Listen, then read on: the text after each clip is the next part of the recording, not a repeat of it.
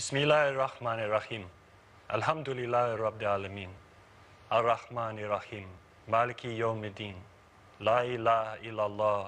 Muhammadur Rasulullah. I declare that there is no God worthy of worship other than Allah, and the Prophet Muhammad is the final messenger of Allah. Today we are going to look at the topic of friendship. And friendship is such an important part of our lives.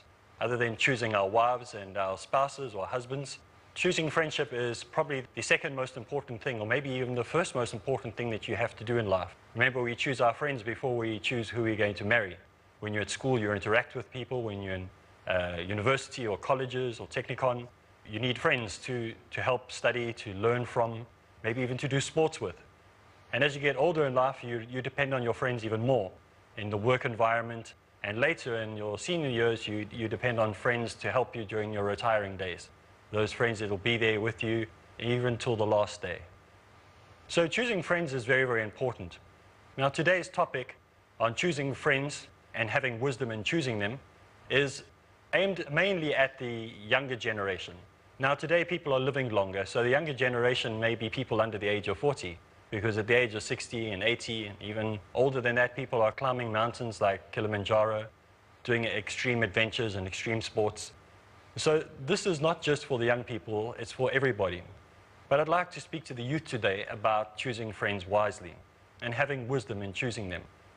You see, a true friend will see you through when others think you through.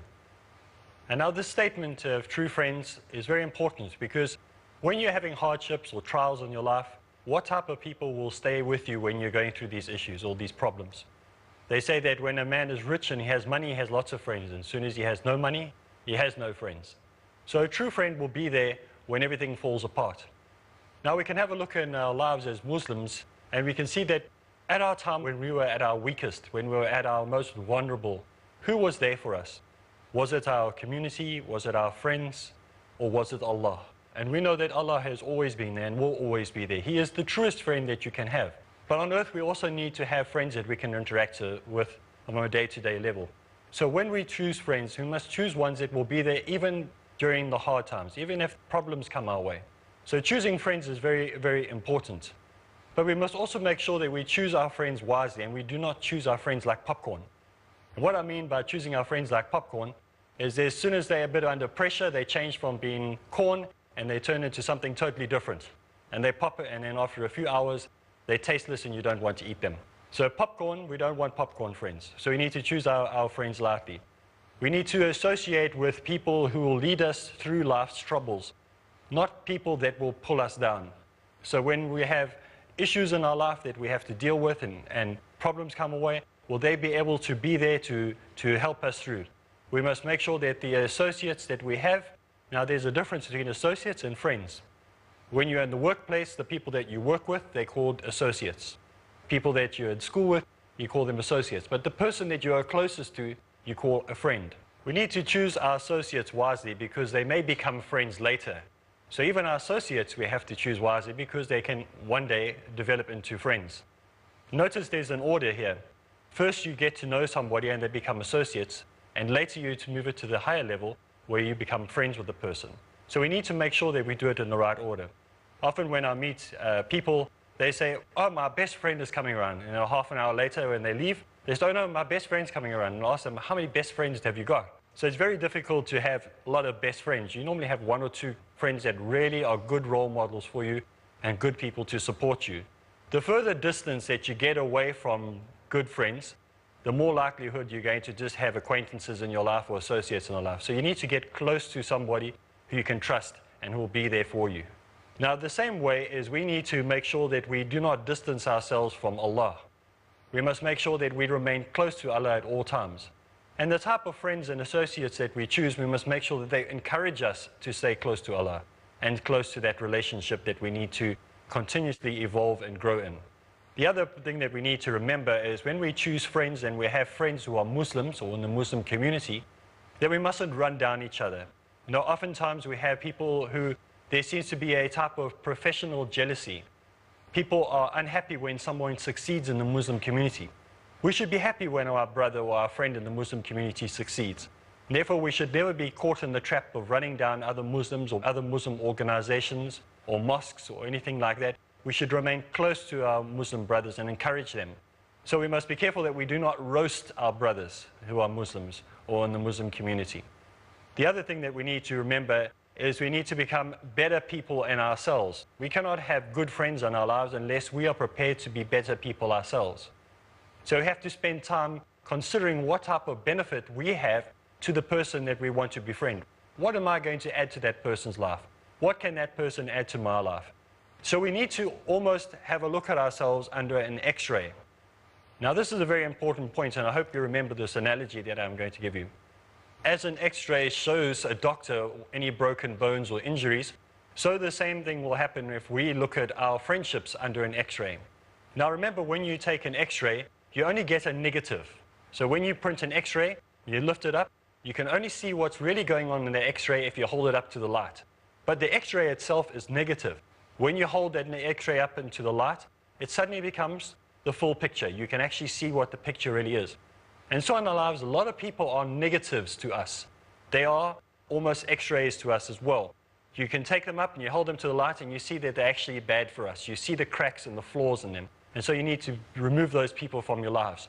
X-rays can also build on negativities. So if you have X-ray type of people in your life, they can build on those negativities and make your life even worse. Now, if you want to get a clear picture of something, what do you need to do? You take a photograph, and this is back in the old days where we actually developed photos, and you would take it to a lab, and they would develop it, they'd get a negative of what the real picture looked like. And after putting it under the right treatment, under the right light, under the right chemicals, under the right conditions, for just the right amount of time, you had a beautiful picture that would evolve from that negative. And so even out of negative, something positive can come. So even in our lives, if we seem to just go far away from the truth and we start going into error, and we go in true repentance and we're prepared to put ourselves under the light, to be analyzed, to see what is wrong with us, we will be able to get that treatment that was required, to be able to get the true picture of what our lives are supposed to be like. So choosing friends is very important, bringing the positive out and getting rid of the negative. The people that we honor and respect in our lives are the kind of people that we need to keep in our lives. People that we want to emulate, people that we want to copy. Now, you might go to your bedroom right now and you can have a look in your room and see what your room looks like. What are the pictures and what are the posters that are on your wall? Do you have pictures of film stars and celebrities and Hollywood stars and Bollywood stars? What are the pictures that you see on your wall? Maybe they are violence and anger and hate.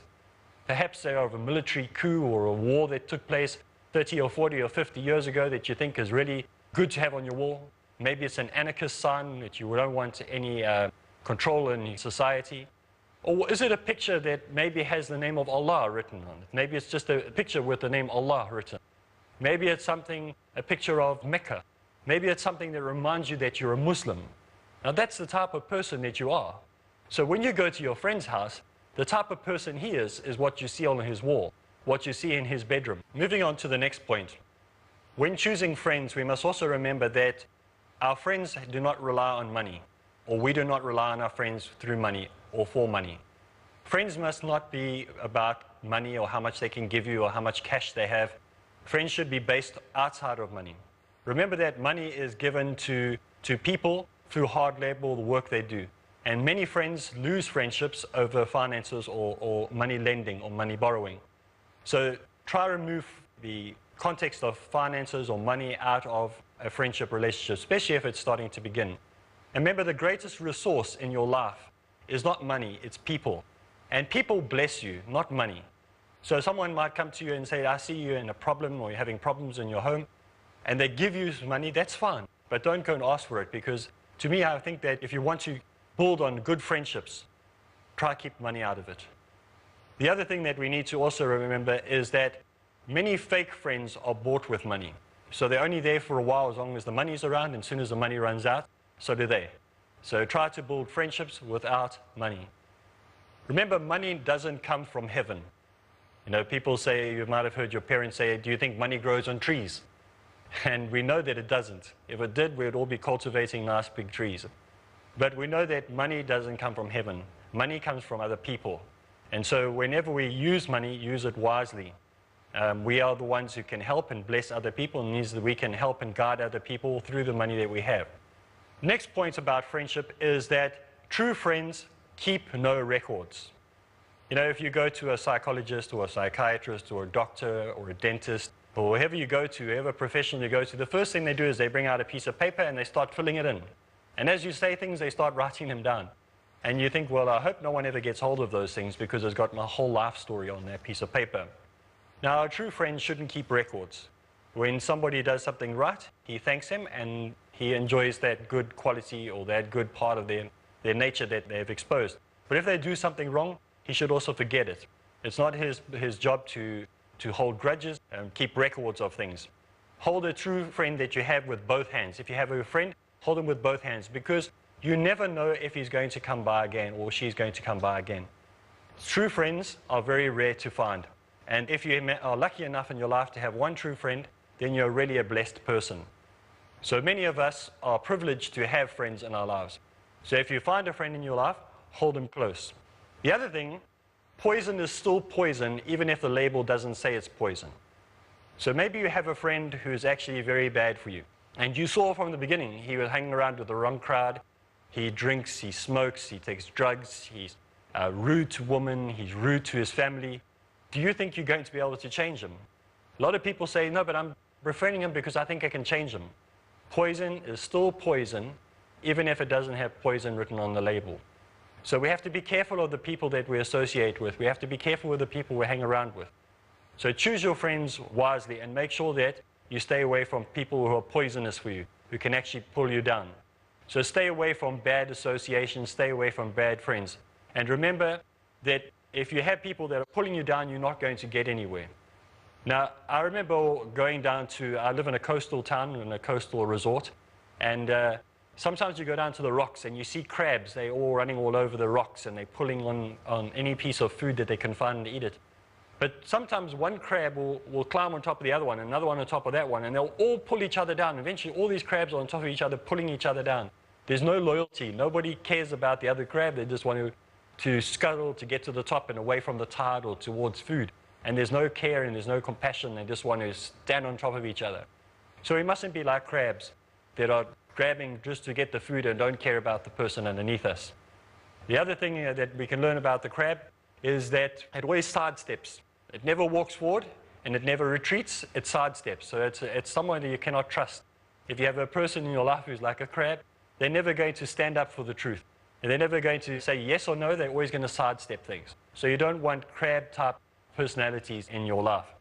Some of these friends that you will find will give you things or tell you stuff that will be bad for you, tell you things that would be bad for you. And so you need to have discernment to know which friends are the ones that you want to take advice from and which friends you don't want to take advice from. We're going to take a short break, and when we come back from the break, we're going to continue to have a look at how to choose friendship wisely.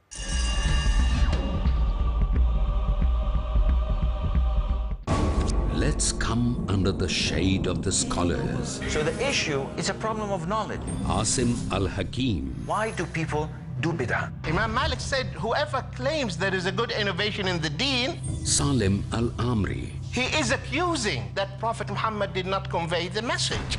Dr. Mamdouh Muhammad. If you know that the Prophet ﷺ did something and I do something else, you have to follow the Prophet ﷺ. Don't follow me. Abdul Rahim McCarthy. But if each one believes his goal is to please Allah, to follow the sunnah of Rasulullah sallallahu alaihi wasallam.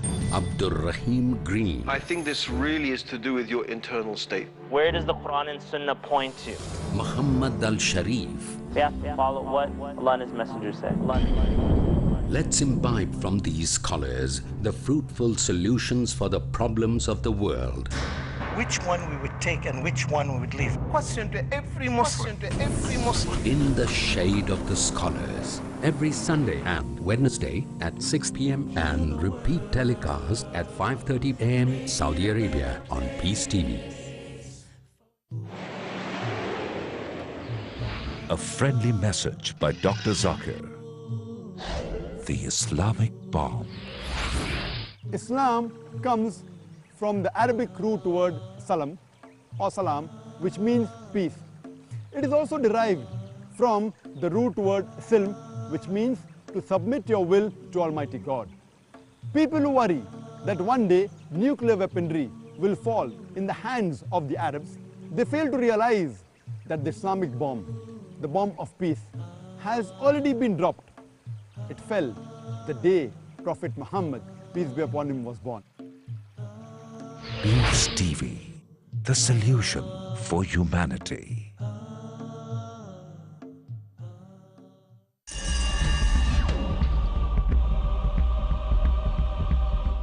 Welcome back. We're continuing with our discussion on friendship and choosing friends wisely. Now, choosing friends wisely is very important, and what I recommend often to do is to take a piece of paper and write on either side plus and minus, whatever it might be in life. And so when you come to the same thing with choosing friendships, do the same thing. Draw positives and negatives about your friend. Do 2 columns and say, what are the good things about the person? What are the bad things? So you can make a discernment, decide whether this person is actually pulling you down or they're encouraging you to be a better person. Now, in the same way as Muslims, we need to look and see what type of things in our life that are pulling us down, or what type of things are making us become a better Muslim, what are bringing us closer to the way that we should be living as Muslims, what are bringing us closer to Allah, what is making us seek the truth and reject the lie. You know, in many friendships, if we have friendships that actually encourage us to do wrong, we have friends that sometimes will look the other way and say, well, he's my friend, she's my friend. I don't really want to tell her what she's doing wrong or what he's doing wrong. He must find out on his own. That's not a real friend. A true friend will tell a friend what you're doing is wrong, will help them and guide them to find the pathway back again to where they have strayed away from. With Islam, it needs to be nurtured all the time. And this brings me to a more serious point. When people lose somebody in their life, and I don't mean losing someone in a shopping center, I mean there's somebody passing away.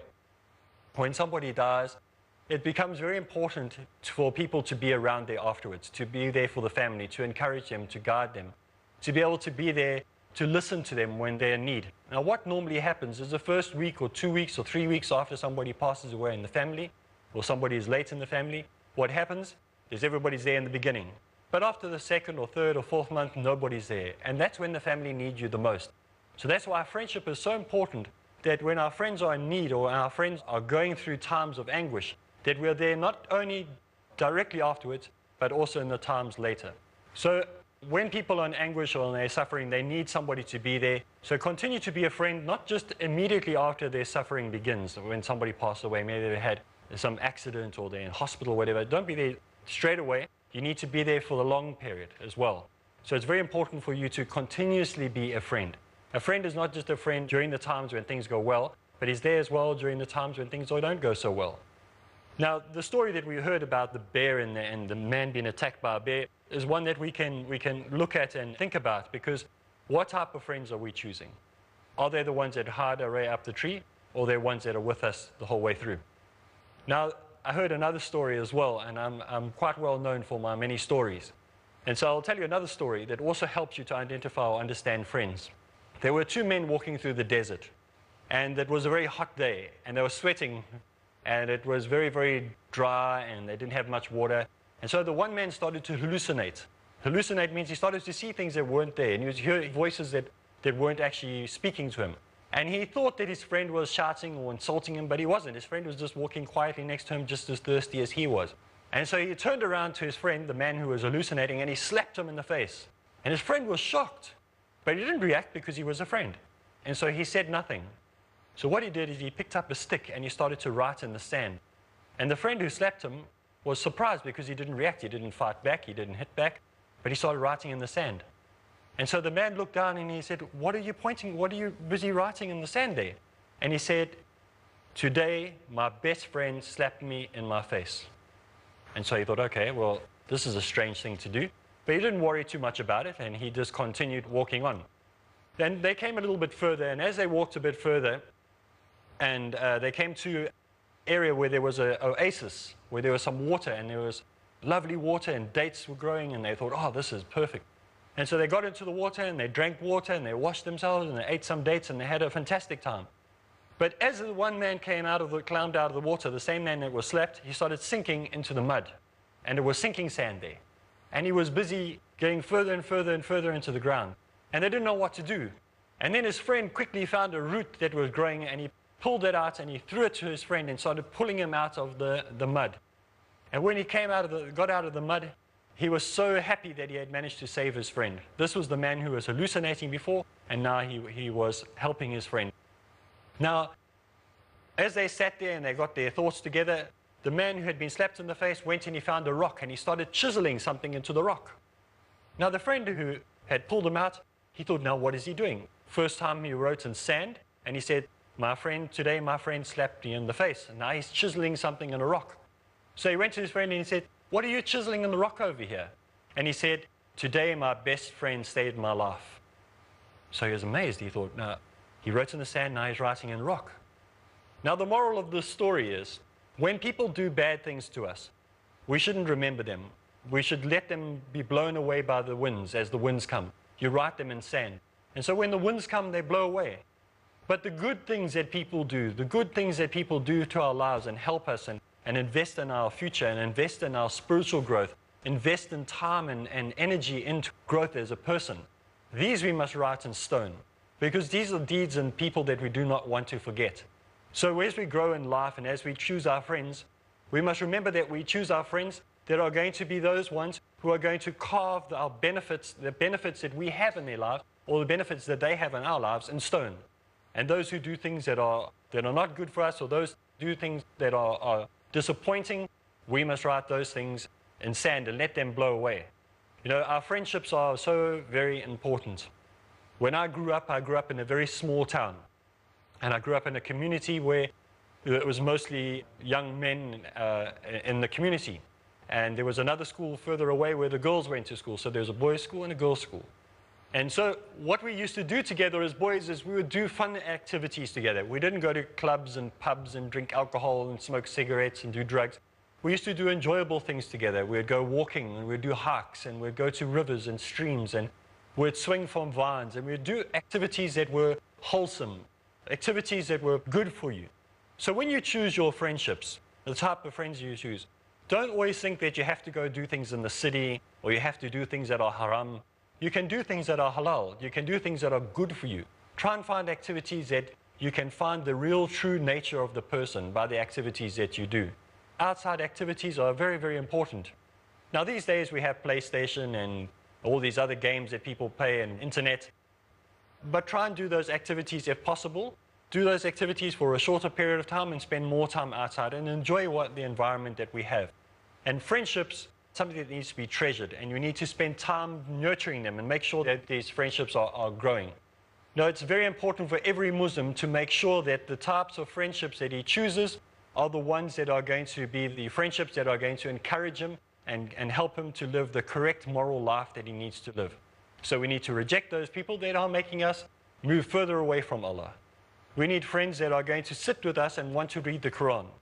We need friends with us who want to pray with us, who want to do salah with us, that won't disappear. As soon as it comes time for salah, they suddenly disappear because they have something to do. They don't want to do salah, so they disappear. They have to suddenly go to the shop or buy something, or they now have to go home.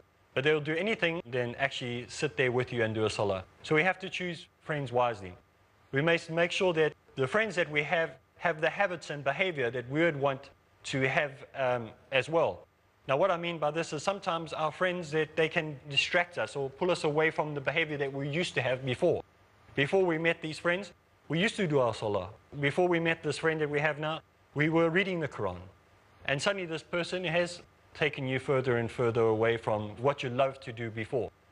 So choose the friends. Today, as I end off with this first talk on friendship, and as for the young people, I want you to think about the types of friends that you have made and try to aim for a better quality friend if those friends are in fact negative friends. Try to get positive friends. The type of friends that when you hold them up to the light, they still look exactly the same.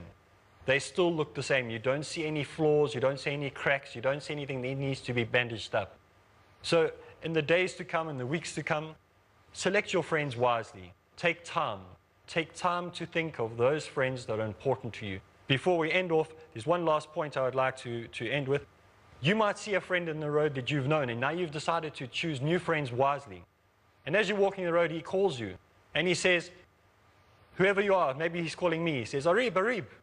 Now, instead of lying to the person and saying, I don't want to see you anymore, or I don't want to be with you anymore, say to him, I would love to spend time, but I'm going in a different direction. Do you understand what I'm saying? You are going in a different direction. Choose your friends wisely because you are going in a different direction. That friend is taking you in the wrong direction. He's taking you to the place that you do not want to be. So choose your friends wisely. I end with this point. Choose friends wisely. Make sure that they are taking you in the right direction. Assalamu alaikum, and look forward to seeing you again.